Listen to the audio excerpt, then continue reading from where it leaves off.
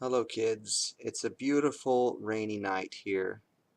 You guys are off to bed, but you're still squarely in your rooms. I'm just going to do a guided meditation, insight meditation by Sam Harris. And I'm going to just say it along as he does in my ears, in the hopes that I can give it to you through my own words, because this guided meditation has helped me. So let's get started.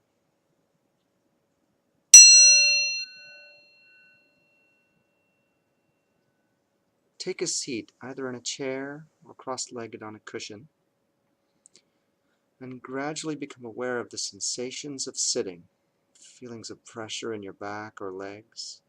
Feel your arms at your sides.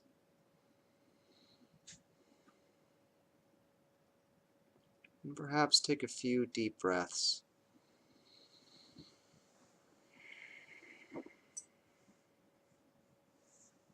And allow gravity to settle you into your seat.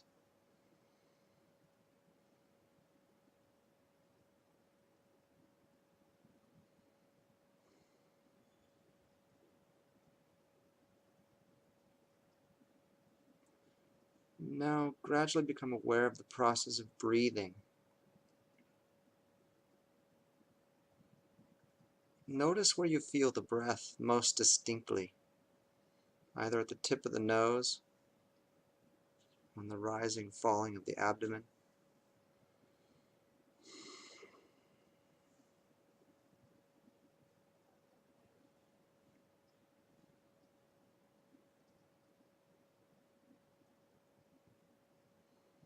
Just feel the mere sensations associated with the breath. From the beginning of the inhalation, through the pause between breaths, and follow the exhalation to the end. Simply cover the breath with awareness. Just feel it however it comes. If it's shallow, that's fine. If it's deep, that's fine. Just let it come and go naturally.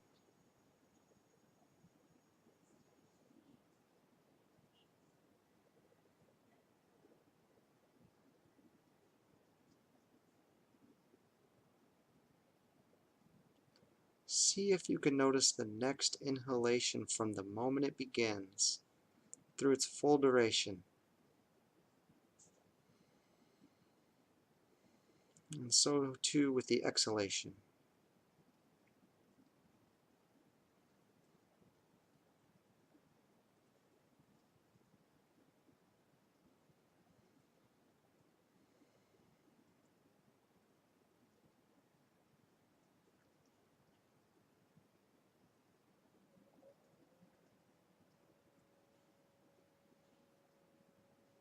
And the moment you notice you've been lost in thought, simply observe the thought itself, whether it's images or language.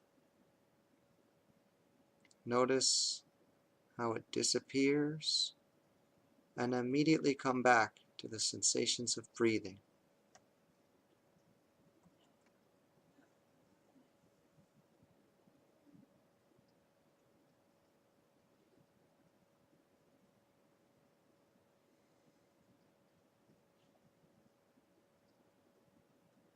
And as you do this, you can open your awareness to all sensations. There's nothing magical about the breath.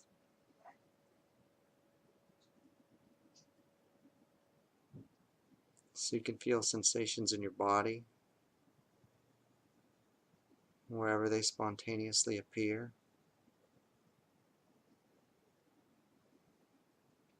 You can listen to sounds in the room. Just notice what you in fact notice in each moment.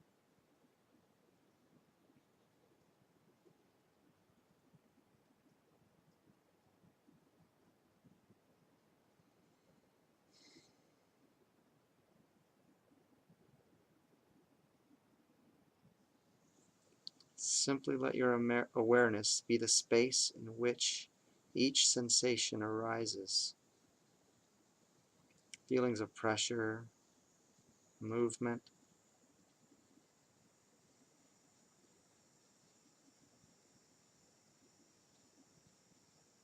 the sensation of breathing, sounds, and even thoughts themselves.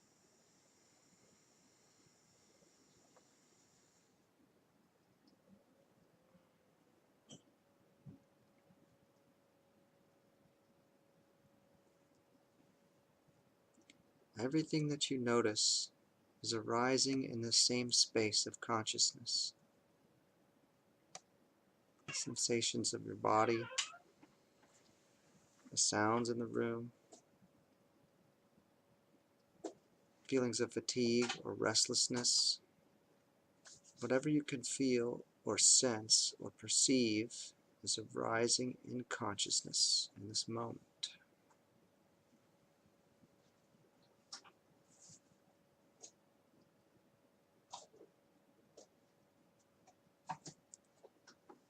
Simply rest as that condition in which sounds and sensations and emotions arise and change and pass away.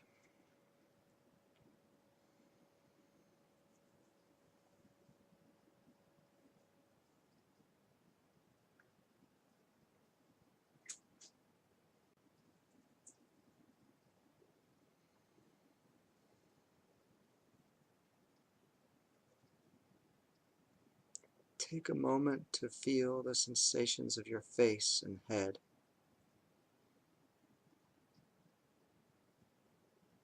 Perhaps it feels like your awareness is behind your face or in your head.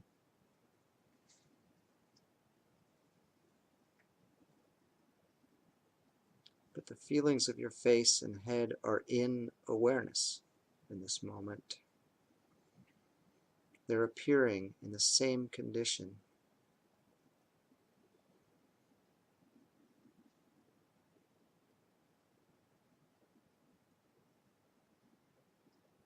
They're appearing in the same place where you're thinking.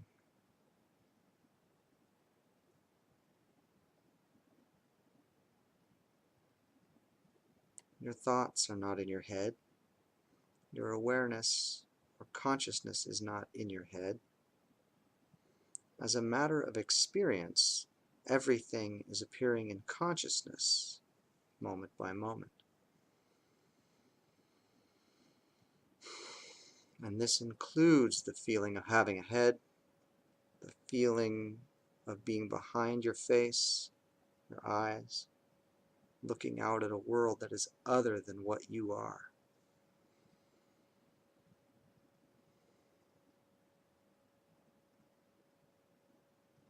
In fact, what you're calling the world is appearing in the same space.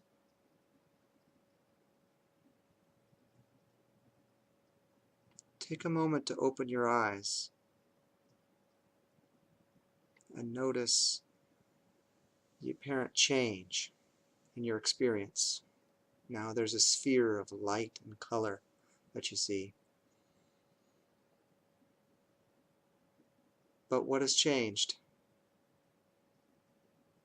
What you see is appearing in the same space where thoughts and emotions and sensations and sounds are arising in this moment.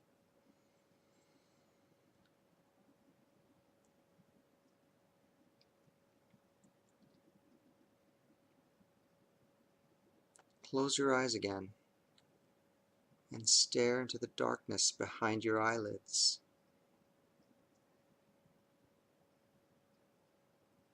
Your visual field was there all along.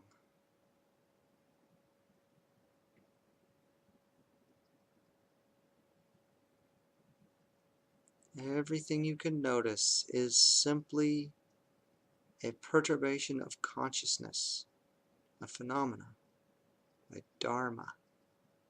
As a matter of experience, there's nothing outside of consciousness.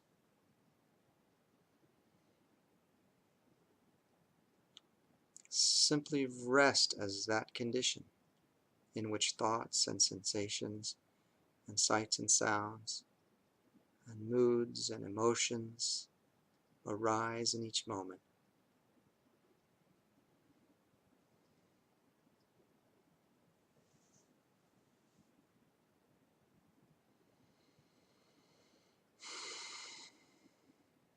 One of the most common experiences we have in life is of thoughts coloring or seeming to color consciousness itself.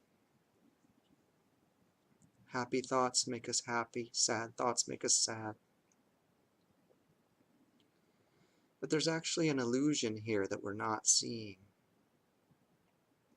The consciousness that is aware of happiness and the consciousness aware of sadness is not actually taking the form of those moods.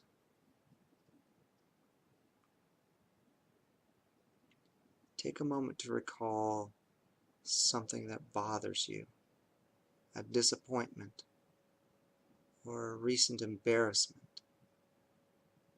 some conversation that went terribly. Just resurrect that memory for a moment. Think of what you said or didn't say.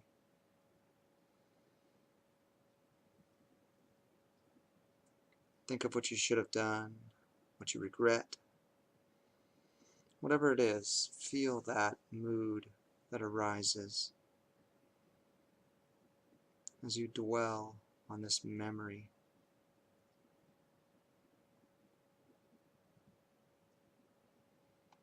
But simply be the space in which it arises. Be like a mirror into which some ugly image has been cast.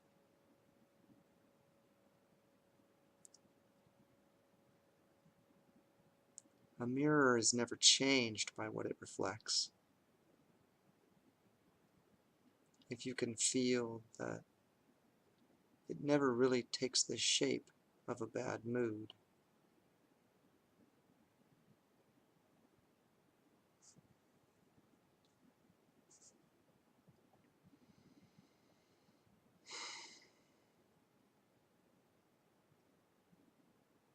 Notice how insubstantial these thoughts are.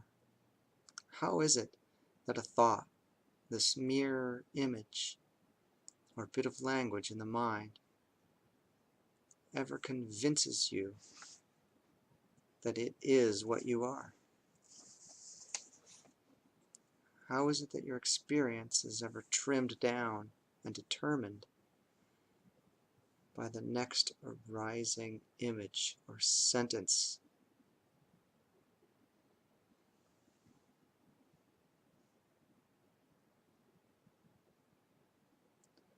And so too with good thought.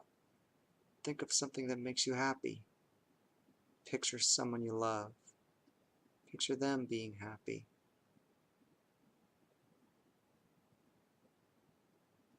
Notice how that begins to brighten the mind.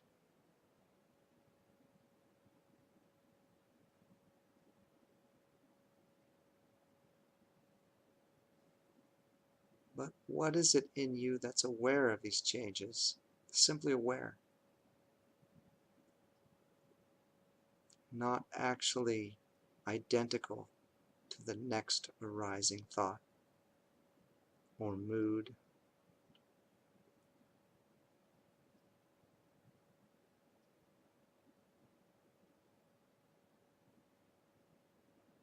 Where are you in the middle of all these changes?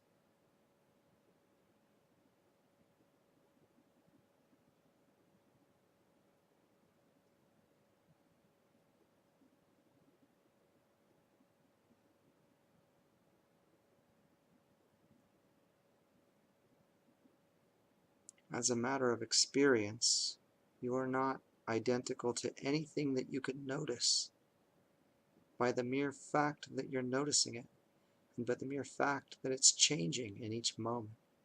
None of these things can be what you are.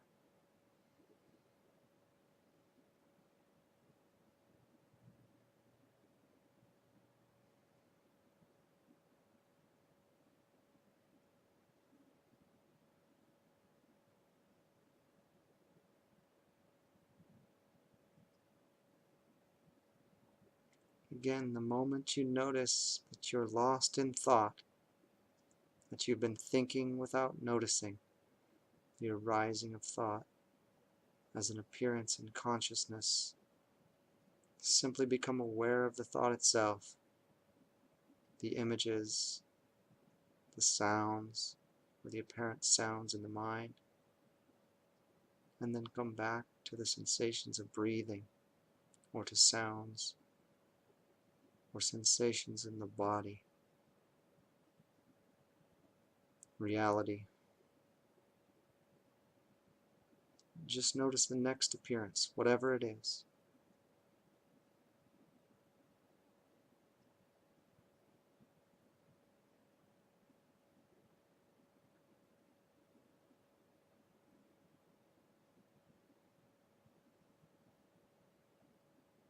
And if you're feeling sleepy or restless, simply feel those states as a constellation of energy.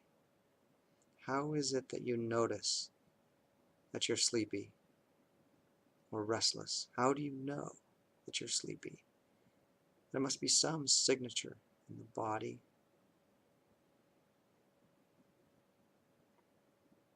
And then become aware of that which is merely feeling the energy of these states.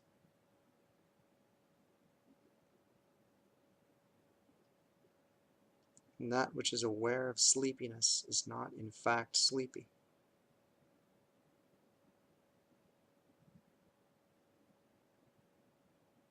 And that which is aware of restlessness is not in fact restless.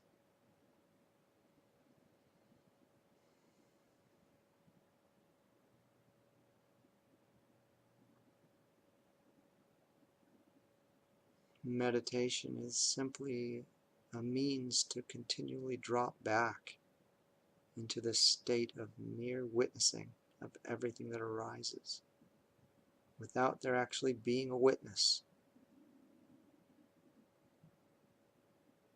No self.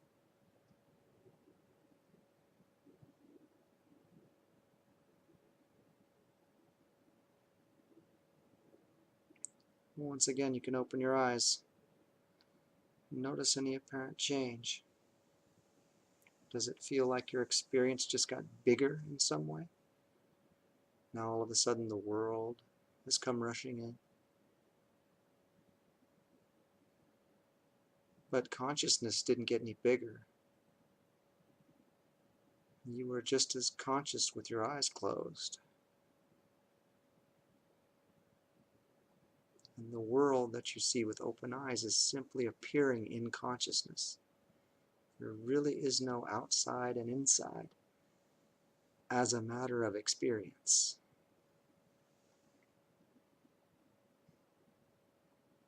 The place you see with open eyes is the same place where you're thinking and feeling.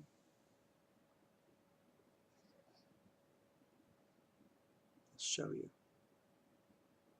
For instance, picture something in front of you, perhaps on the floor.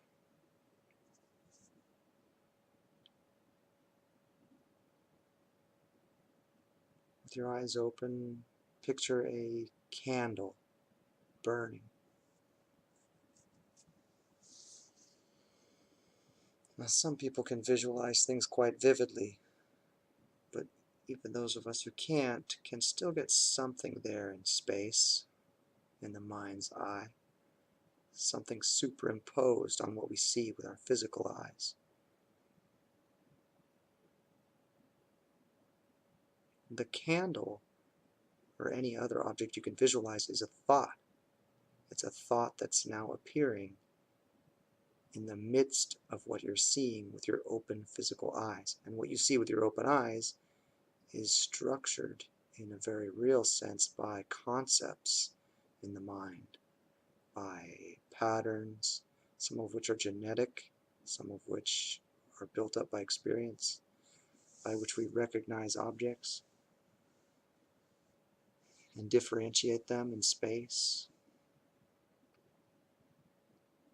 But see if you can relax as much of this machinery as you can and just view the world as a single sphere of color and light and shadow.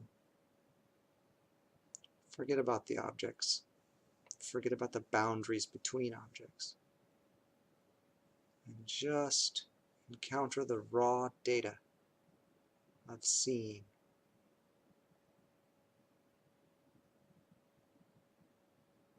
Just light.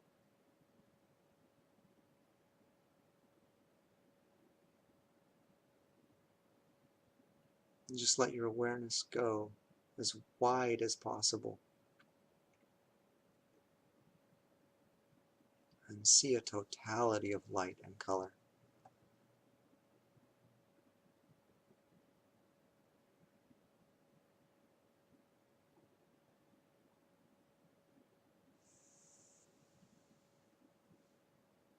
And as you do this, also notice sounds and sensations, feelings in the body.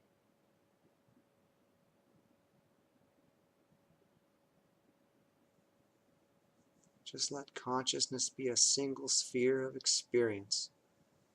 My teacher, Kenneth Folk, calls it the cloud of sensations.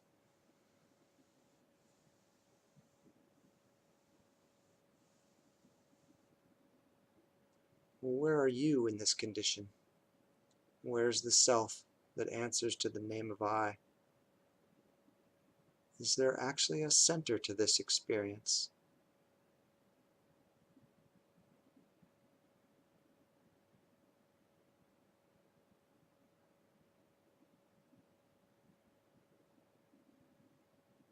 Or is there just experience?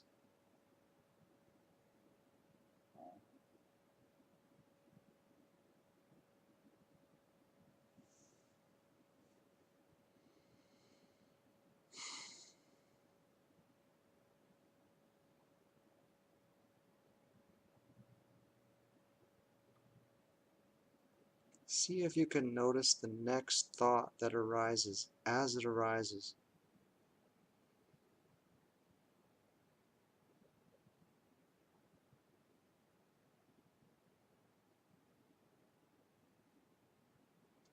Where are thoughts coming from?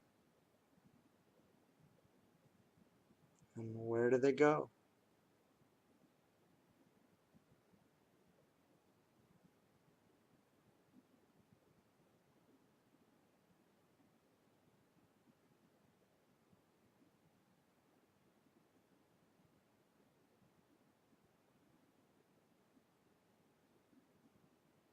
Most of us spend most of our lives feeling like we are the thinker of our thoughts.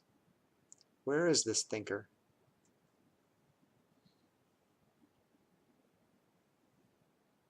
Isn't there only the next thought that arises?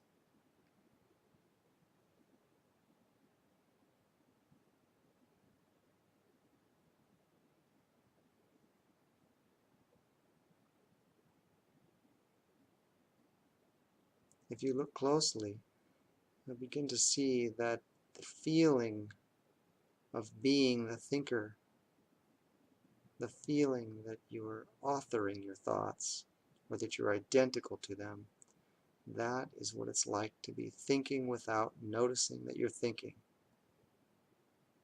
That is the condition of not having seen the arising of thought. Being asleep. Just notice the next thought. Think of the Eiffel Tower. Now think of a red bus. Now remember the name of the first president of the United States. How could any of these appearances be what you are? You are simply noticing them.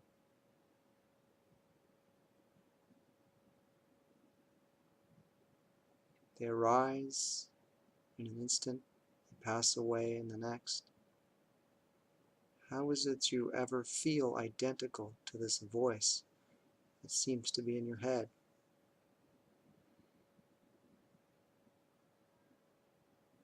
How is it that this engine of anxiety and self-criticism keeps turning every hour and day?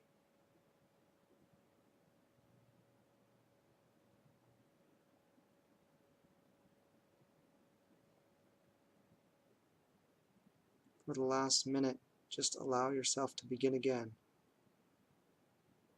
Come back to the mere sensations of breathing.